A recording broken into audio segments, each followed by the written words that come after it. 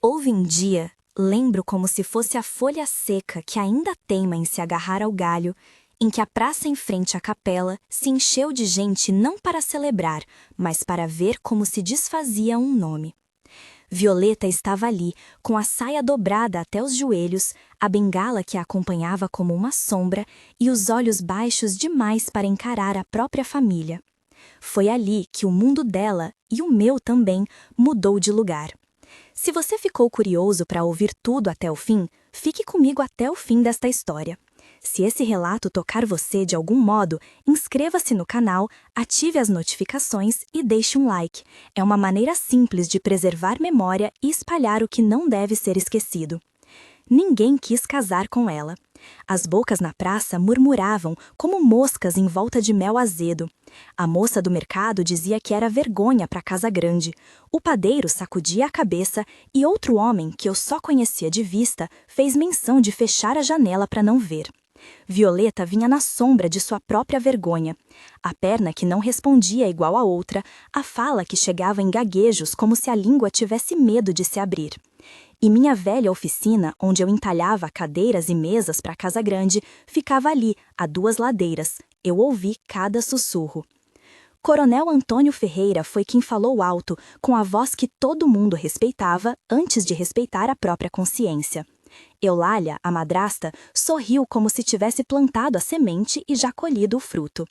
Ela, que combinava branco em roupas e pó no olhar, não escondia a pressa em limpar a mancha que julgavam ter. O plano foi dito como se fosse remédio de colégio. Vamos entregá-la a quem fizer-se marido, disse gente de bem. Mas o modo que se disse e o modo que todo mundo entendeu foi outro. Dar à moça como se fosse uma peça quebrada. Ao escravo mais violento da fazenda, murmuraram uns, e houve quem olhasse na minha direção com aquela pena que pesa, porque eu não era menino, e na roça os olhos têm memória longa.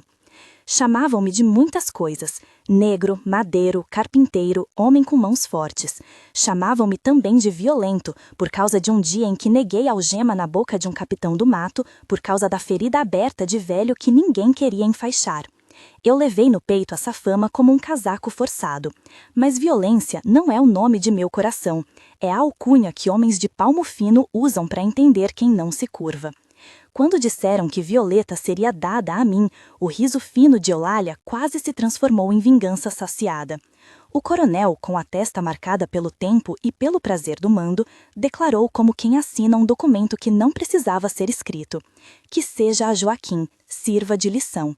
A praça fez silêncio porque o mundo também estava curioso para saber qual lição seria ensinada. Não aceitei no mesmo tempo que aceitei. Aceitei porque sabia o que seria dela se eu virasse as costas. Vendas, humilhações piores que a própria vergonha, a transformação de uma menina em objeto de aposta.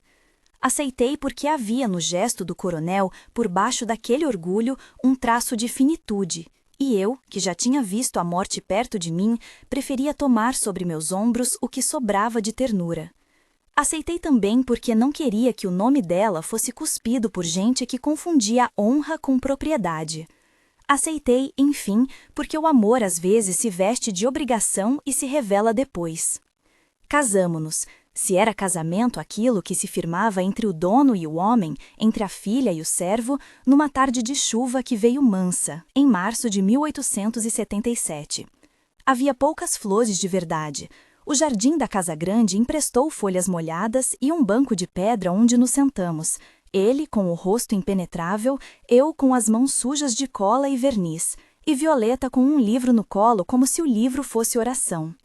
O livro, que mais tarde se tornaria coisa nossa, era um pedaço roubado de mundo que ela segurava como bússola. Ela não dizia muito na hora. Os sons vinham curtos, mas segurou minha mão com força como quem firma um juramento que ninguém mais entende. A casa reagiu como o vento. Eulália fez careta e virou a toalha. Rodrigo, o pretendente rejeitado, bateu o ferro da espora no chão e mostrou os dentes. O próprio coronel ficou estranho, como um homem que não se acostuma ao próprio remorso. A festa que fizeram para disfarçar era pouca, feita de pratos finos que pareciam tentar polir o erro. À noite, eu voltei para minha oficina e sentei na cadeira que eu mesmo havia entalhado, e Violeta veio atrás, apoiando-se na bengala com o livro nas mãos. Ela colocou a página entre os nossos joelhos e leu devagar. As palavras dela saíam às vezes cortadas, mas havia sentido em cada fôlego. Eu ouvia e aprendia. Naquelas leituras, ela começou a me ensinar a ver além do que eu já sabia. As coisas têm outros nomes quando alguém as lê com ternura. Nos meses que seguiram, o que nasceu entre nós passou logo de obrigação para cuidado, e então para algo que chamava de amor. Não daquele amor de novelas que vem de conquistas, mas de um amor em que cada gesto pequeno fazia a casa ficar mais humana. Eu lhe dei um banco para a varanda, ela me devolvia a calma. Violeta transformou o jardim, que antes era apenas ordem para as visitas, em lugar de remanso. Plantou manjericão, guardou sementes, conversou com as vizinhas que antes a evitavam. À noite, eu consertava cadeiras enquanto ela me ditava trechos de suas leituras ou me mostrava como as palavras podiam ser ferramentas tão sólidas quanto a serragem que fazia o chão da oficina ficar cheirando a pinho.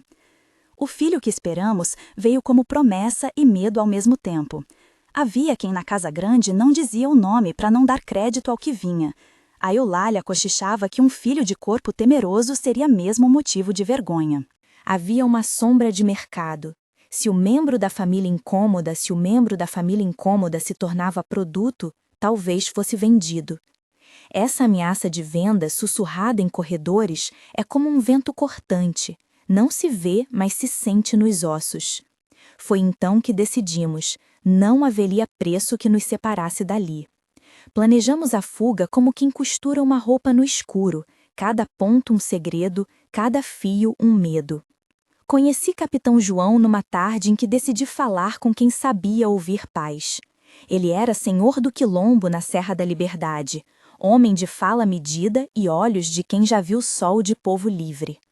Veio num cavalo de andar calmo, com um sorriso que não desmentia a coragem. Em segredo, levamos a Violeta até as margens da serra. A trilha era feita de barro escorregadio, cheiro de mate e o canto de sabiás que parecia abençoar passos que dariam rumo a outro mundo. A noite da fuga foi oco de tudo e pleno de presságios.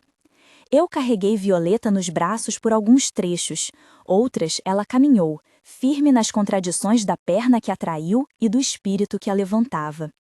O filho que vinha conosco era a promessa que dobrava nossas forças. Entramos no Quilombo como se entrássemos num útero, abrigo sem ferro, gente que nos recebeu com um misto de desconfiança e compaixão. Havia um pequeno monte de casas de taipa, telhados de palha, um terreiro onde as crianças corriam com pés nus e mãos sujas de terra. Moisés, o ferreiro, me abraçou como se já me conhecesse, ou talvez porque reconheceu a vontade de quem havia escolhido proteger. Violeta encontrou logo espaço para ensinar. Juntou garotos ao redor, deixava-os tocar nas letras, fingindo que os pedaços de papel eram frutas a serem descascadas. Ela escrevia com carvão em placas de madeira e compartilhava histórias que pareciam sementes. O Quilombo não era apenas fuga, era trabalho, era escola, era risco. Era também, para nós, o lugar onde crianças podiam aprender que não são mercadorias. Por um tempo, fomos felizes com o tipo de simplicidade que se aprende depois do medo. As noites eram de viola e conversa, e eu tinha paz quebrada apenas pelo medo de que a sombra do mundo de fora, coronéis, capitães do mato, olhos que contam lucro, voltasse para nos arrastar. A palavra liberdade, que na casa grande soava como invenção de sonhadores, ali se definia no gesto de plantar e colher, no direito de contar as horas a nosso modo. Violeta dava aula e eu, quando podia, consertava a pequena escola de tábuas que montaram na clareira. Nosso filho, quando nasceu, chorou com o vigor do que reluta em ser domado. Chamamo-lo João, por Capitão João, não por reverência ao título, mas por gratidão ao homem que abriu uma passagem. Mas a paz é um objeto delicado e a toda paz segue um rangido. Vi com olhos que não eram os de antes, homens subindo a serra. As pegadas na terra traíam o que vinha.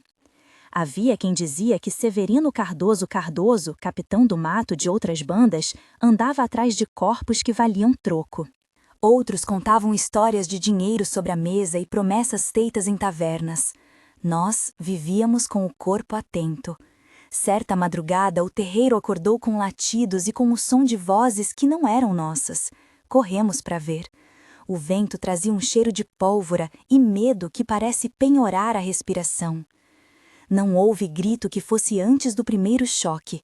Vieram com a fúria de quem acha que tem direito de quebrar, com cães, com lanças e com a lâmina pesada de quem julga ser dono de destino alheio. Gritos, correria, crianças agarradas às saias das mães, o som seco de madeira quebrada. Segurei Violeta com força.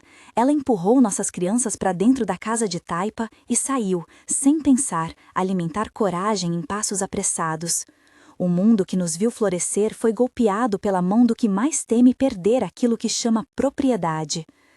Não posso descrever com precisão o que todos os olhos viram naquela madrugada, porque memória e dor às vezes se confundem, mas lembro da sensação de algo sendo levado, portas, corpos, promessas. Lembro do grito dela, não o de dor física, que não quero transformar em espetáculo, mas o de quem entrega por inteiro aquilo que guarda de mais alto. Lembro da mão dela, segurando o corpo que vinha, o corpo do nosso João, e como, naquele instante, a vida e a morte se entrelaçaram como cordas que não obedecem razão. Lembro de ser amarrado, de ver as correntes contra minhas mãos e de haver nelas um som que parece dizer que a liberdade não acompanharia o pranto daquela madrugada. Levaram-nos de volta à casa grande. A capela, que antes fora lugar de cerimônia, tornou-se porão e juízo. Eulália sorriu com a vitória de quem volta a ajustar o tapete. Rodrigo olhou para mim com desprezo e depois fechou a porta como se nada tivesse acontecido. O coronel, quando me viu, teve um gesto que não sei nomear, nem remorso nem indiferença, mas um peso no corpo que me fez pensar que talvez, tardio, um homem reconheceu o próprio erro. Violeta estava ali, deitada numa cama velha, os olhos cansados e o livro ao lado, aberto como testemunha. Ela me falou com dificuldade, as palavras saíam em pedacinhos, e entre cada fragmento havia um pedido que não era só por mim. Cuida de João, dizia ela, e sua mão buscou a minha como quem tenta afirmar um último afeto. Quando a morte veio, em 1879, não foi rápida como aqueles que partem sem aviso. Foi um desatar lento de forças, uma entrega. Eu segurei sua cabeça, senti o calor que se foi, e a casa cheirou a incenso de arrependimento. O coronel, sempre senhor do seu cronômetro, veio até a borda do leito e apoiou a mão na testa como se quisesse tirar do corpo dela o que só a vida sabia dar. Com culpa nos olhos dele, que não se limparam com palavras. Ofereceu então o que pode oferecer, alforria musical, papel que tiraria da condição de servo o meu nome escrito em lã de lei. Mas nenhuma folha poderia trazer de volta o fôlego que se foi do peito dela. Depois da morte, vieram as promessas e as rachaduras. O coronel propôs alforria para mim. Disse que cuidar de João seria sua dívida por ter feito sofrer a filha. Aquilo se parecia com um preço que não paga o que se tirou. Aceitei a alforria porque João precisava de um pai livre, não porque eu precisava de perdão. Ele cresceu na Casa Grande por um tempo, com olhares que tentavam medir o quanto a história podia ser polida com boa vontade. Mas minha decisão foi outra. Prometi a mim mesmo e a Violeta, em silêncio, que o nome de nosso menino não seria apenas remendo da vaidade de um homem velho. Levei João para aprender com mãos que não fingiam. Estudei com ele, escrevi com ele, lutei para que aquele menino fosse mais que o rastro de dor que nos trouxera. O coronel envelheceu, consumido por um remorso que o deixava pequeno diante do que antes o fazia grande. A sua morte foi um cair de cortina sem aplausos. Deixou-nos a carta de alforria assinada e, talvez mais importante, uma confissão que ninguém mais ouviu direito porque as palavras perdem a força quando o corpo se ausenta. A Eulália, por sua vez, tornou-se menos risonha. O próprio desprezo tem prazo de validade quando a gente se encontra com a própria velhice. João cresceu e, passo a passo, foi trocando o chão da Casa Grande pelo chão da escola. Fez vestibular como quem furta futuro a um destino raso. Tornou-se médico, curando corpos e, em parte, o que restava de alma nos bairros empobrecidos. Abriu uma clínica que mais tarde teria uma placa em bronze. Plantou uma biblioteca pequena em memória da mãe que lhe ensinava a ler com carvão. A clínica era um pedaço de promessa que progrediu de mãos limpas para mãos que tratavam feridas e também recordavam. Em 1950, abriu-se um museu na cidade, com uma estátua em pedra que lembrava uma mulher com uma bengala e um livro, e ali o nome de Violeta encontrou um lugar oficial que não a reduzia a traço de vergonha. A memória é um rio com margens, e eu passei a minha vida a atravessá-lo. Conto isto porque, se a história de Violeta se perde entre os que preferem esquecer, as pequenas escolhas que fizemos resistem. A alforria foi papel, mas o que fizemos depois dela, escola, clínica, memória, foi argamassa. A nossa fuga não foi apenas retirada de corpos, foi plantio de futuro. E eu aprendi que chamar alguém de violento não define o coração, que uma bengala pode ser instrumento de sabedoria e que um livro pode ser a arma mais incisiva contra quem quer reduzir as pessoas à mercadoria. Ainda há pedaços desta história que precisam ser contados: o ataque que nos levou, o dia da captura, o que se deu naquela prisão improvisada e como as escolhas do coronel, por pesar e não por heroísmo, mudaram vidas. Há também as pequenas vitórias, a escola que brotou na serra, as cartas que João escreveu para os jovens, os rostos de quem passou pela clínica e mostrou que a história pode ter cicatrizes sem perder o brilho. Farei destes episódios os fios que costuram o pano maior, porque é preciso dizer o que foi feito, como se construiu a reparação e o legado que hoje encontra lugar nas ruas da cidade. Permaneço então a contar, e ao contar, peço que não se esqueça. Por trás de qualquer estatística, há nomes, mãos, pessoas que resistiram. A história de Violeta não começou com vergonha, nem terminou com mármore. Foi feita de leituras à luz de lampiões, de mãos que seguraram bebês, de suor de ferreiro e do gesto silencioso de quem, livre ou não, decidiu cuidar. Foi naquele dia de chuva mansa, quando a terra parecia querer engolir o que havia sido plantado em sangue, que levaram-nos. Não foi um ataque de coragem ou de glória, foi uma operação de rotina revestida de brutalidade. Homens com botinas, cães com coleiras de ferro, lampiões que arrastavam sombras nas paredes das senzalas. Lembro-me do som das cordas sendo descidas, do ranger das portas do engenho e do cheiro metálico do medo que vinha misturado ao cheiro do feno molhado. Violeta segurou João ao peito como se guardasse nele não um menino, mas um talismã. Eu tentei esconder o nervosismo atrás de gestos práticos, ajuntar mantas, arrumar um pouco de pão seco, amarrar com cuidado o pequeno embrulho de papel que continha o carvão com que ela lhe ensinava as primeiras letras. Não havia nada de heróico nas nossas ações. Havia apenas uma precisão sofrida, como a de quem tenta salvar um objeto de valor entre ruínas. Os homens disseram pouco. Um deles, cujo rosto eu jamais esqueci, uma cicatriz que atravessava a bochecha como um risco de ódio, falou com voz que não pedia ordem, apenas lembrava que a ordem estava ali: sair. Os que vinham nos procurar tinham ordens antigas e contemporâneas: recolher, punir, mostrar que o que acontecera não ficaria sem resposta. O ataque foi seco. As portas se abriram, os gritos surgiram e as mulheres foram separadas. Vi Violeta arrastar-se até mim e beijar-me a testa com uma urgência que confundiu ternura e comando. Cuida de João, disse ela, e suas palavras foram mais instrução que pedido. Tentei argumentar, oferecer-me para ficar, para trocar lugar, mas o homem de cicatriz empurrou-me com o cabo do aço, e naquele empurrão senti a validade das escolhas que se impuseram sobre nós. Levaram-nos primeiro para um pavilhão improvisado na margem do rio, um armazém de açúcar com a luz vazando pelos frestas. Faziam fila e contavam cabeças. Havia quem chorasse, havia quem rezasse, havia quem silenciava para depois gritar por memória. Violeta ficou doente ali, febre que vinha com a noite, tremores que eram mais que febre, eram tanto desespero quanto o corpo rendido. Lembro de noites cortadas pelo barulho de passos no chão de pedra, de vozes que discutiam nomes e crimes como se estivessem falando de objetos quebrados. Meu coração quis quebrar em pedacinhos pequenos, para que nada sobrasse e eu não tivesse de carregar a culpa de ver a vida dela se apagar diante de mim. Houve um episódio que me perseguiu por anos, a ida do coronel àquela prisão. Ele veio sem alarde, de casaca gastada e com o chapéu na mão.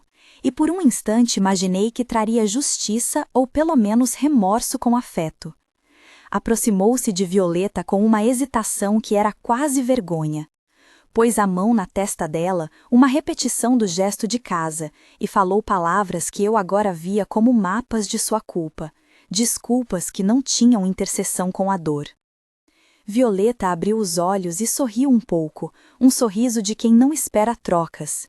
Não são suas palavras que me carregam, ela murmurou, e eu nunca soube se falou aquilo para o coronel ou para mim. Depois disso a febre subiu e suas palavras foram encurtando-se até a respiração ficar mais espaçada, mais parecida com o movimento das ondas do rio do que com fala humana. Na prisão havia manhãs que cheiravam a ferro e a charque velho. Alimentavam-nos mal, as tendas improvisadas viravam celeiros de doenças. Vi homens e mulheres perderem cor, vi a rigidez das juntas tomar quem antes lavrava sem reclamar. Eu fiquei atento, porque havia uma necessidade urgente de ser testemunha. Arquivei nomes, contive prantos, guardei o cheiro dos corpos para depois poder nomear, para não permitir que a história fosse apagada por polidez.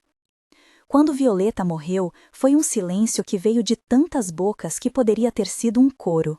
Levaram-na numa mortalha ruiva, e o rio soprou numa direção e a chuva lavou um pouco do sangue das veredas.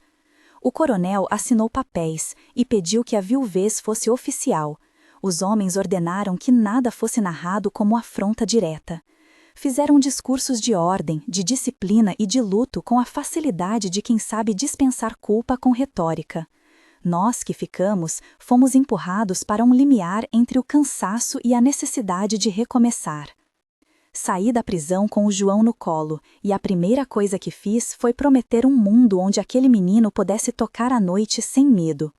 Prometi que a sua mão não conheceria mais correntes que apertassem o pulso, que seu nome não seria mais uma marca de vergonha. Falei palavras que não tinham o poder de desfazer o que fora feito, mas que tinham o poder de orientar os dias seguintes. Estudar, ensinar, criar um lugar onde a tua história fosse ensinada sem rodeios. A reconstrução não foi imediata. Houve quem nos olhasse com piedade, houve quem nos oferecesse esmolas que pareciam panos para cobrir feridas. Havia medo, sobretudo, de que voltar a contar fosse reabrir uma ferida que podia atrair nova violência. Eu sabia disso, e mesmo assim, comecei a conversar com pessoas simples, mulheres que lavavam roupa no rio, um sapateiro que tinha as mãos calejadas de ternura, um professor primário recém-chegado da cidade que aceitava viver na serra por pouquíssimo salário. Juntamos forças. Ninguém podia pagar por aquilo que fora tomado, mas podíamos investir nosso trabalho em algo indelével. A escola nasceu de uma casa de taipa com um beiral rachado. Antes de termos mesas, emprestávamos tábuas. Antes de ter quadro negro, escrevíamos no chão com carvão. Chegavam à noite pais que queriam entender como ensinar a contar, a escrever, a ler. Havia 1000 pequenos problemas, crianças que trabalhavam desde cedo, famílias que precisavam de braços no corte da cana, homens que não suportavam a ideia de que filhos passassem menos tempo no serviço. Persuadir foi uma arte. Convencer um pai de que horas de leitura significavam, no longo prazo, menos feridas e mais possibilidades. João foi o primeiro da turma a aprender a ler de maneira firme. Os livros que ela amassara com carvão serviram de sementes. Abrir a clínica foi outro capítulo. Eu não era médico, mas aprendi a lidar com ferimentos e febres com o que havia, remédios antigos, infusões de ervas, a companhia firme de quem decide vigiar a dor. João, quando voltou da faculdade, trouxe técnicas e uma vontade que parecia difícil de conter. Juntos transformamos um porão em sala de cura.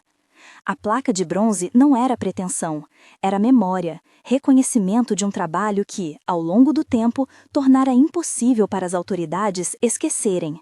Curávamos mais que corpos, escutávamos histórias, entregávamos remédios e, sobretudo, devolvíamos um pouco de dignidade. No começo, a resistência era interna. Alguns não confiavam. Achavam que o médico fosse um jovem com ideias fora do lugar, que a escola fosse uma fantasia que iria enfraquecer as mãos fortes do campo. As cartas que João escrevia para os jovens foram então uma ponte. Ele narrava em palavras diretas como aprender a transformar a sua vida, não com ar de autoajuda, mas com a honestidade de quem olhou para o próprio destino e achou nele limites que poderiam ser ampliados. Não se esqueçam, dizia ele em uma carta que guardo, que o primeiro remédio é o saber. Ele não cura tudo, mas salva do desespero.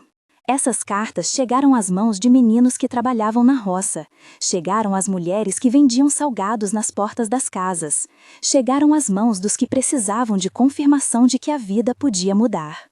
Houve também encontros cruéis que nos lembravam o passado. Uma vez, em praça pública, um homem reconheceu-me como aquele que fugira do engenho anos atrás.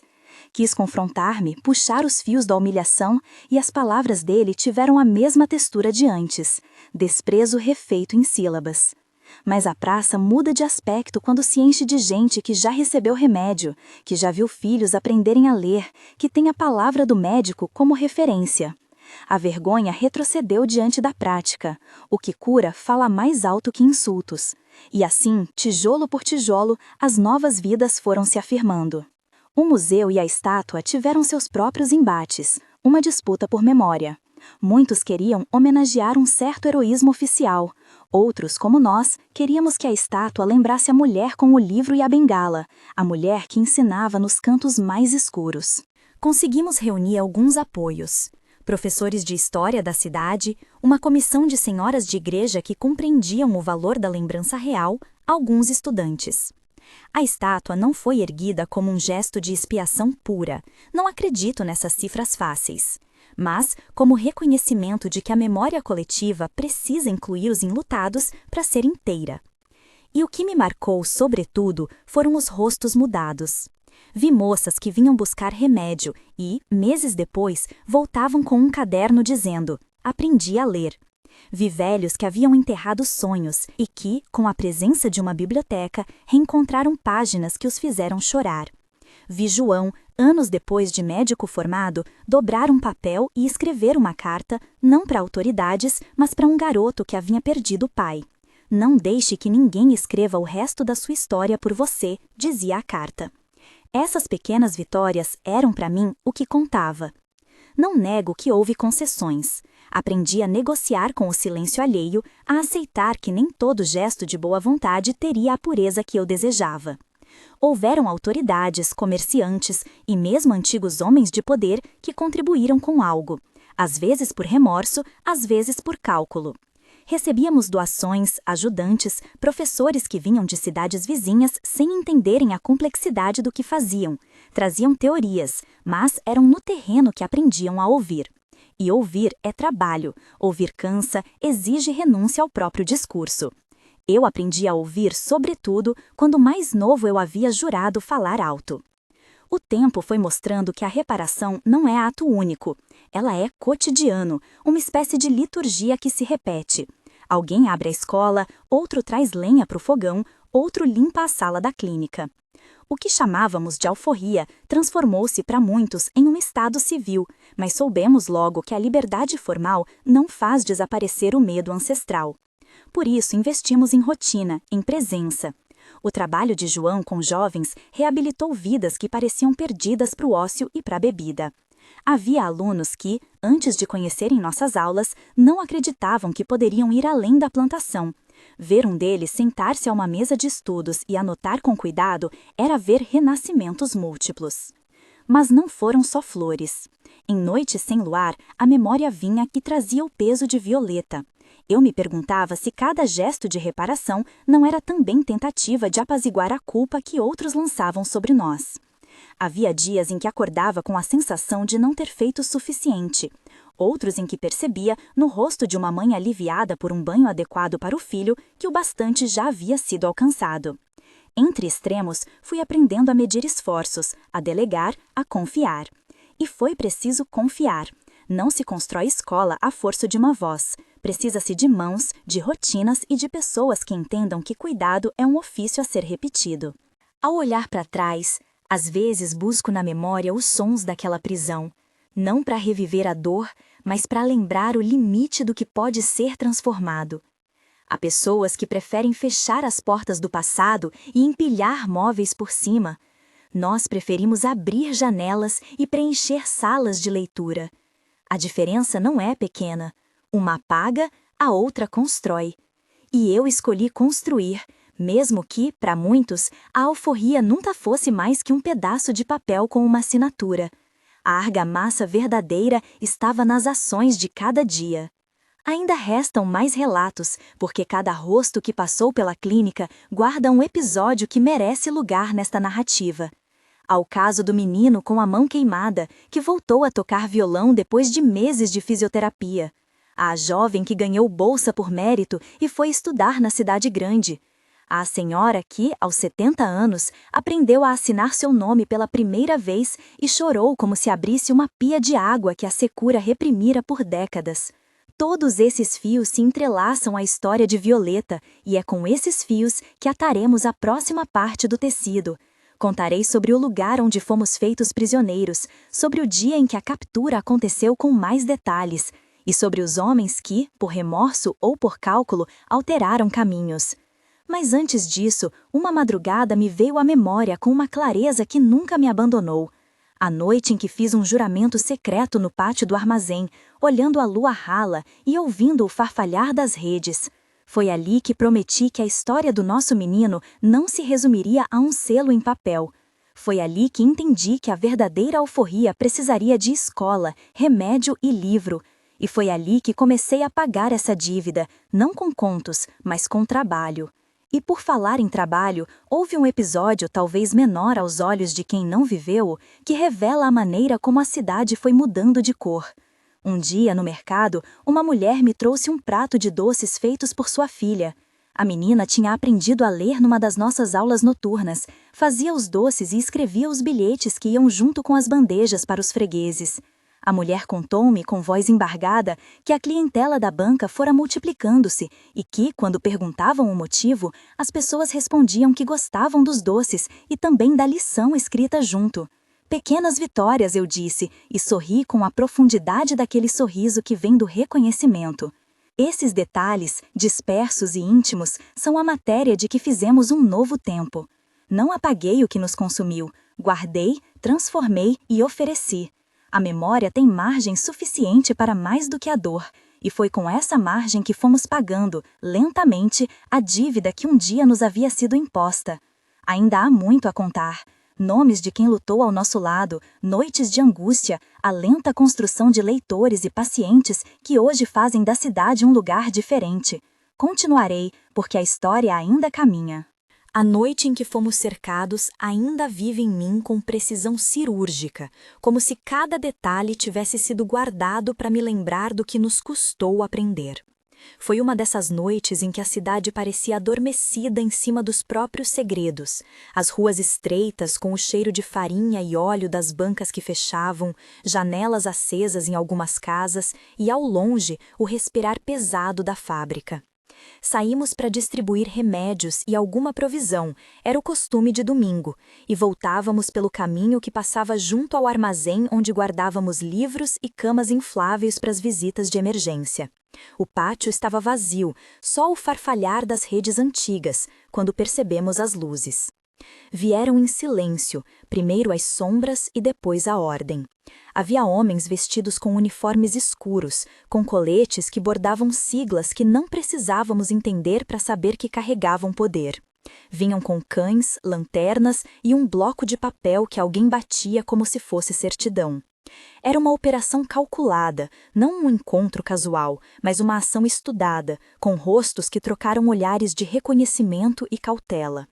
Houve um instante, antes que gritassem, em que pensei que seria outro levante de palavras, que bastaria explicar, mostrar as fichas dos atendimentos, mostrar as autorizações, que algum bom senso penetraria. Não penetrou. Lembro da voz, rouca, sem pressa, que disse que tudo era para averiguação, que nos levavam por suspeita de irregularidade, que o protocolo mandava recolher aquilo que fosse encontrado. Uma velha cartilha de legitimidade, recitada por quem tinha poder para decretar o silêncio. Empurraram-nos para dentro do armazém, a porta que, tantas vezes, abria caminho para doações e para abrigo, fechou-se atrás de nós com um estrondo que soou como uma sentença. A luz das lanternas traçou rostos, e eu vi no reflexo dos olhos de João, que jamais perdera o acalanto, uma pergunta muda. Vamos sobreviver a isto? No centro do pátio, sobre as mesas, repousavam os poucos livros que levávamos sempre nos carros, cadernos, algumas brochuras com noções de higiene, guias de leitura para iniciantes. Alguém, entre os que chegaram, bateu com a palma da mão sobre um desses livros e perguntou em voz alta de quem era. Havia naquela pergunta o mesmo tom de quem acusa com a certeza de que a resposta justificará o ato.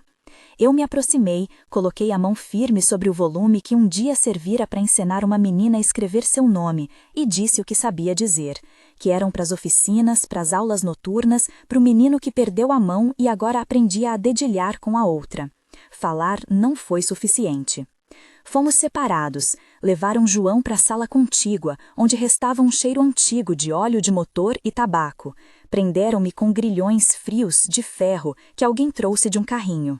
Não havia, naquele instante, grandes demonstrações de violência física, nada que parecesse um filme de repressão, mas a violência maior estava no efeito da presença deles, a clausura, a sensação de que o mundo comum seguia sem nós, que éramos, de súbito, uma interrupção a ser corrigida. Vi Violeta, junto à porta, as mãos trêmulas.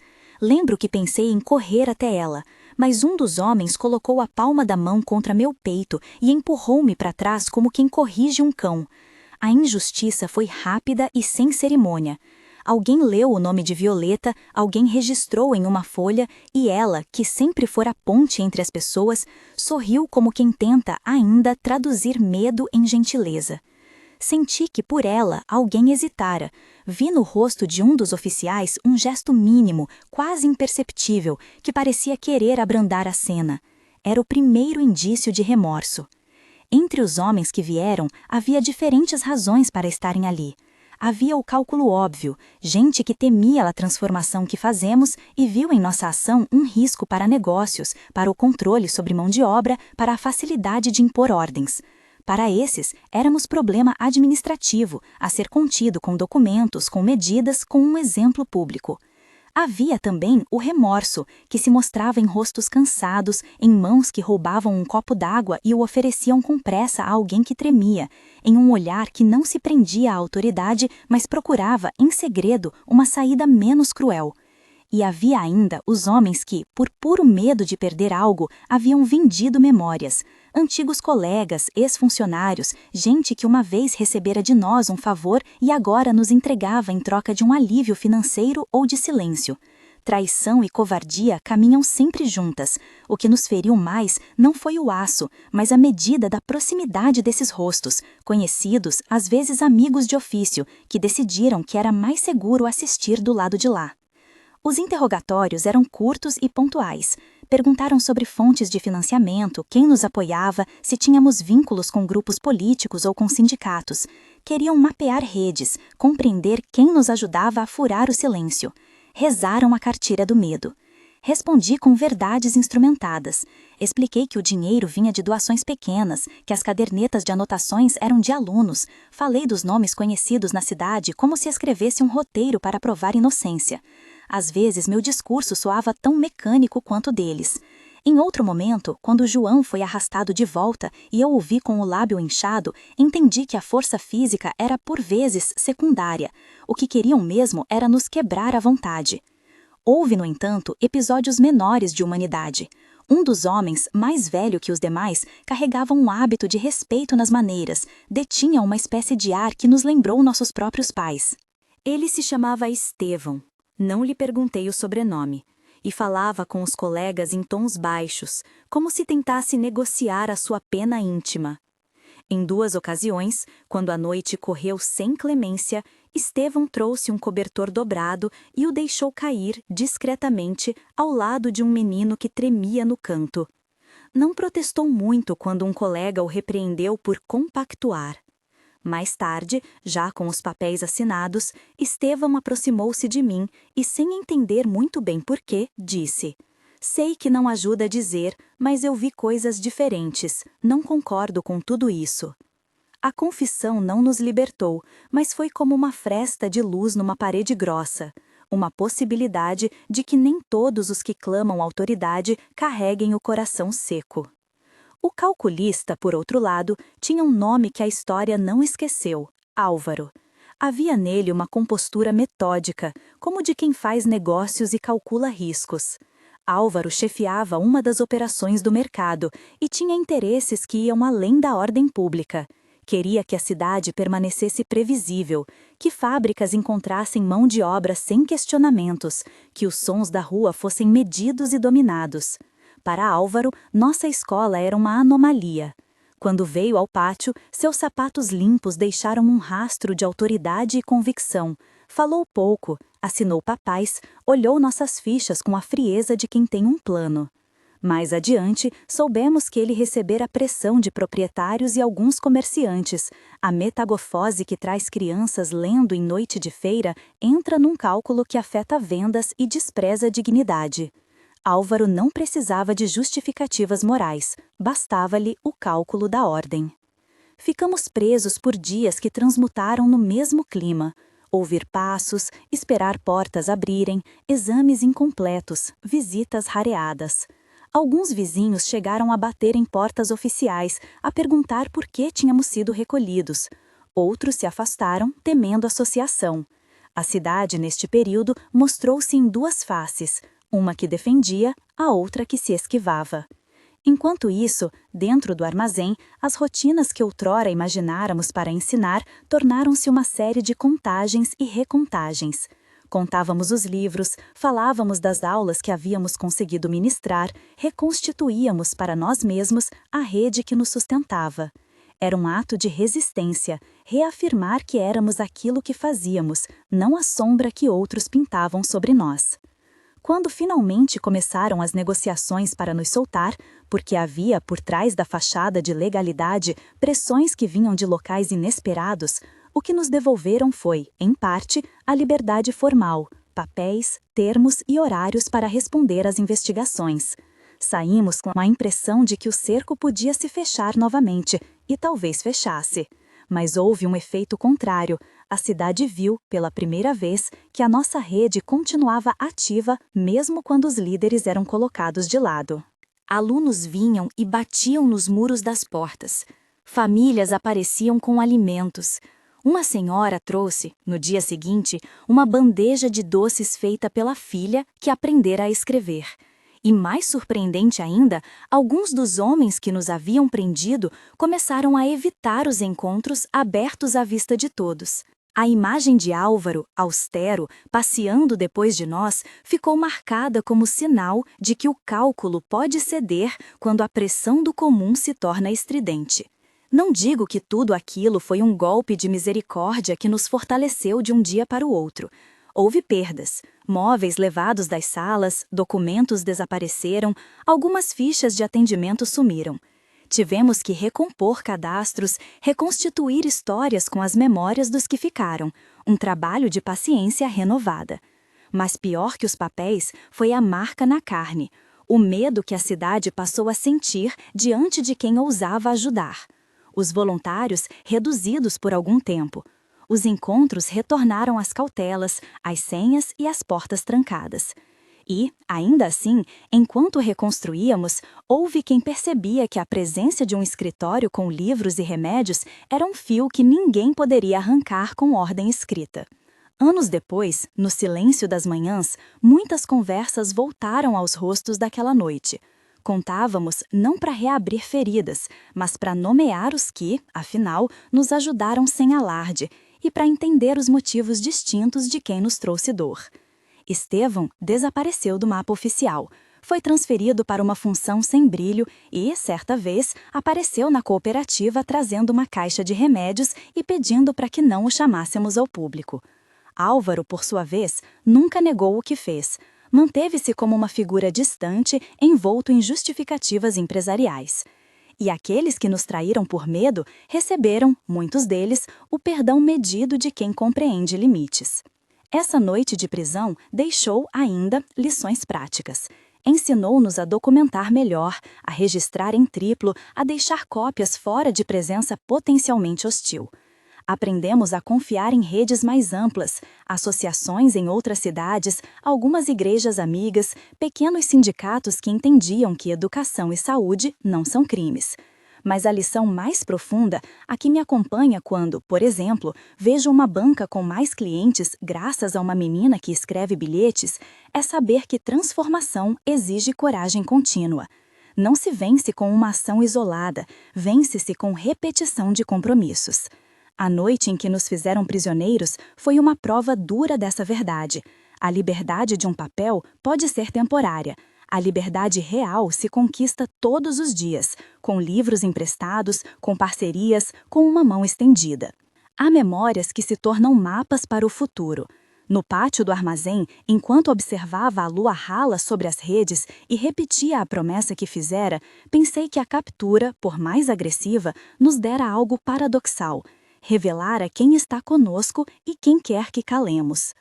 Isso nos permitiu reorganizar o trabalho com mais inteligência e com mais carinho pelas pessoas que, silêncio ou coragem, nos acompanhavam.